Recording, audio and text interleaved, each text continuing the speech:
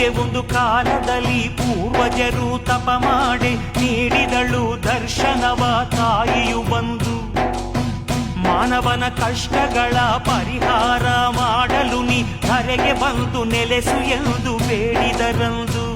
ಆ ಗೊಲವಿನಲ್ಲಿ ನಗು ನಗುತ್ತ ನುಡಿದಳುವ ಶ್ರೀಮಾತ, ಬರುವೆ ನಾನು ಮಗು ನಿನ್ನ ಜೊತೆಯಲಿ. ಷರತ್ತೊಂದ ಕೇಳೆಂದೆ, ನೀ ಮುಂದೆ ನಾ ಹಿಂದೆ, ತಿರುಗಿ ನೋಡ ಕೂಡದೆನ್ನ ದಿಕ್ಕಲಿ.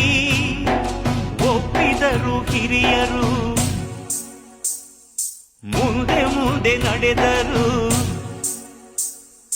ತಾಯಿ ಹೆಜ್ಜೆ ಗೆಜ್ಜೆನಾದ ನಿಲ್ಲೆ ತವಕ ಮನದಲ್ಲಿ, ಏಕೆ ಎಂದು ತಿರುಗಿ ನೋಡೆ ಶಿಲೆಯಾದಳು ಕ್ಷಣದಲ್ಲಿ.